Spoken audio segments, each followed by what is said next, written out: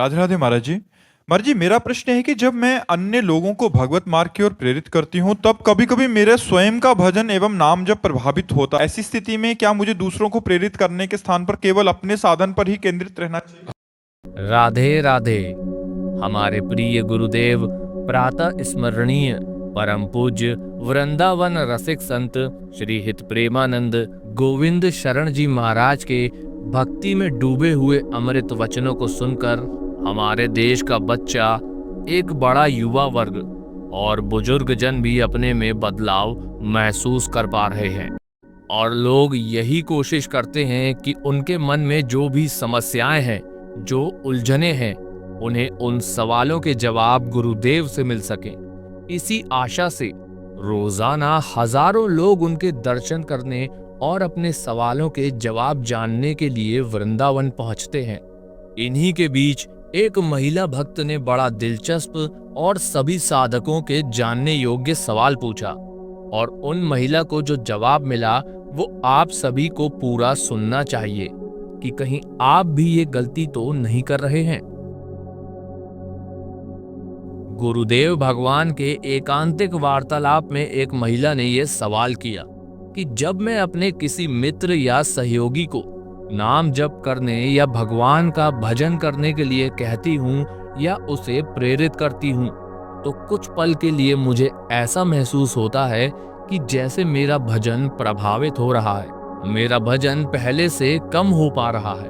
तो ऐसी स्थिति में क्या मुझे दूसरों को प्रेरित करने के स्थान पर खुद के भजन पर ध्यान देना चाहिए? इस पर गुरुदेव भगवान ने क्या कहा, आइए जानते हैं। गुरुदेव ने उनसे कहा कि हाँ, जरूर आपका भजन प्रभावित होगा, क्योंकि अभी आप कोई सिद्ध तो हो नहीं गए हैं। अभी आपकी साधक अवस्था है। जब तक आप में दृढ़ता न आ जाए, जब तक आप अपने भजन में, अपने अभ्यास में निरंतर न हो जाएं, तब तक उपदेश नहीं करना चाहिए। जब तक आप स्वयं परिपक्व नहीं हो जाते, तब तक आपके उपदेशों का किसी पर कोई प्रभाव नहीं पड़ेगा। इस पर गुरुदेव भगवान के शिष्य श्री नवल नागरी बाबा कहते हैं कि गुरुदेव भगवान आपके अनुभव तो जो हमारे लिए एक प्रेरणा स्रोत होते हैं, लेकिन जब हम साधक किसी दूसरे को कुछ समझाते हैं और अपने अनुभव भी साथ में प्रस्तुत करते हैं, तो बाद में एक खालीपन सा लगता है। इस पर परम पूज्य गुरुदेव भगवान कहते हैं, ऐसा सिद्धांत ही नहीं है, आप अपने नियम को चला ही नहीं सकते।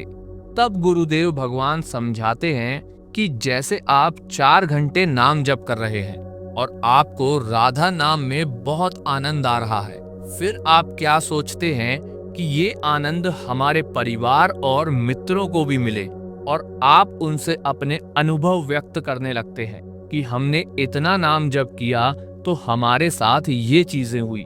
बस यही चूक हो जाती है। अब आप देखेंगे कि आपके 4 घंटे नाम जप में विघ्न पड़ जाएगा। जो आनंद आपको पहले आता था वो फिर नहीं आएगा। गुरुदेव ने बताया कि आचार्यों ने कहा है, जब तक आप दृढ़ ना हो जाएं, तब तक किसी को अपनी बात ना बताएं। अगर किसी को प्रेरित करना भी पड़े तो ऐसा कहकर करें कि हमने संतों से ऐसा सुना है कि नाम जप की अपार महिमा है, नाम जप करने से जीव का मंगल होता है। आप भी जप के देखिए। उन्हें अपना अनुभव मत बताइए कि आपको क्या महसूस हुआ है। ऐसे में आप उन्हें प्रेरित भी कर पाएंगे और आपका भजन नियम भी सुरक्षित रहेगा।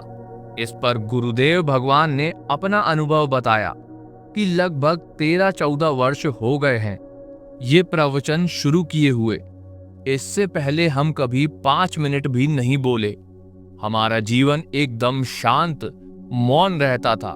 किसी से कोई बातचीत नहीं। आज तक हमारा कोई दोस्त नहीं है। अब जब भगवान ने प्रवचन के लिए प्रेरणा की तो अब वो ही सब संभाल रहे हैं, वरना हमारी सामर्थ्य नहीं है प्रवचन करने की।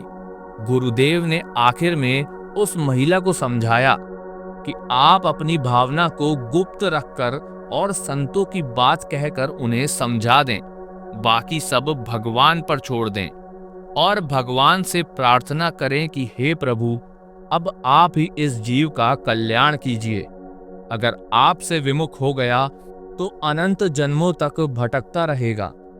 देखिए दोस्तों, ये समस्या लगभग हर उस इंसान की है जो भजन मार्ग पर चलने का प्रयास कर रहा है, और जब उसे कहीं भी कोई दुखी परेशान नजर आता है तो वो उस इंसान को अपने अनुभव बताकर उसे भक्ति करने को कहता है, क्योंकि भजन मार्ग पर चलने वाला कभी किसी को दुखी नहीं देख सकता और वो सबको भक्ति के लिए प्रेरित करना चाहता है, ताकि वो इंसान भी भजन करे और कल्याण को प्राप्त हो।